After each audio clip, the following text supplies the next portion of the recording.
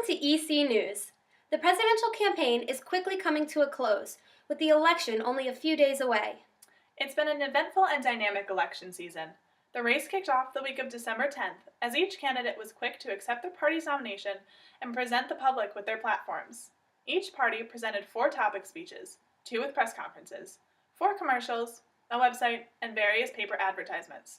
The reporters also hosted 2 presidential debates.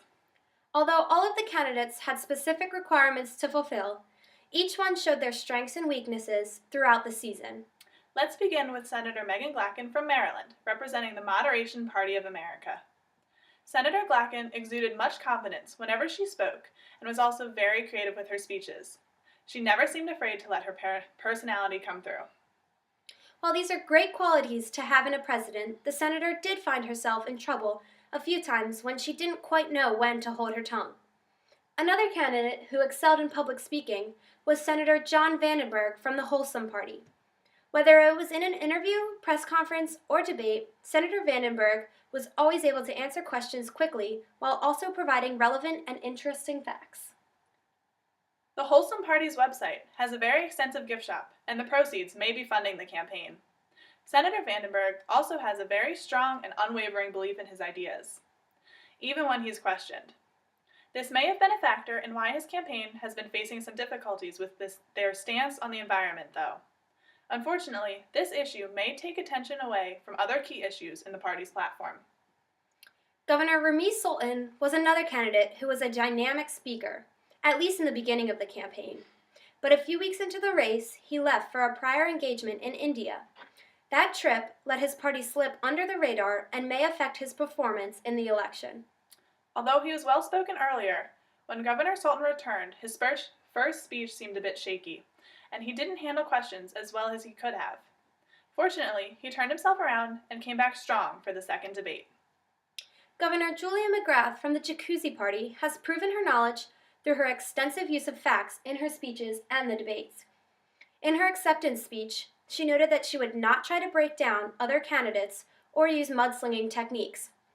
Governor McGrath has certainly upheld her promise and continues to focus on her own platform rather than discrediting other candidates' ideas. Although Governor McGrath clearly has done well in the debates, she is not as animated as the other candidates. This could pull away votes if the public is looking for a president who is willing to show emotion and personality. In contrast to Governor McGrath, Governor Peter Pagano was willing to call out other candidates on their plans. He was not afraid to argue and challenge other candidates in the debates. His campaign team even ran commercials containing mudslinging techniques. Speaking of commercials, Governor Pagano had compelling, well-produced, and consistent commercials. His step-forward technique truly captivated viewers. In his speeches, Governor Pagano also referenced his opponents and pronounced why his plans are better than theirs. However, Mr. Pagano's confidence seemed to drop when answering questions on the spot. Although in the first debate he seemed to give limited answers, Governor Pagano brought specific plans for the presidency to the second debate. Stay tuned for important information about the second debate after the break. If you love the Cowboys and want to support America's team in the offseason, we have your typical apparel items such as sweatshirts, jerseys, and t-shirts. But here at America's Product Network, we have special items that you can't find anywhere else. Like this holographic magnet, or this limited edition Tony Romo magazine, or even these handmade pillows. And for our special off-season deal, receive this designer charm bracelet for half price when you purchase 2 other items from America's Product Network. For the low price of $5,000, you can get a star like this one painted on your wall. And if you order in the next 24 hours, we'll add a foam finger to your purchase at no cost to you. Call 1-800-COWBOYS now. Welcome back to EC News. On Tuesday, January 8th, the reporters hosted the second and final presidential debate. The topics included immigration, the death penalty, and education. The fourth topic was abortion, but unfortunately, questions from the audience and candidates left no time for this discussion. EC News conducted another poll after this debate, and the results are as follows. With almost 30% of the votes, Governor Pagano won the second debate. Governor McGrath was in second with 18% of the vote.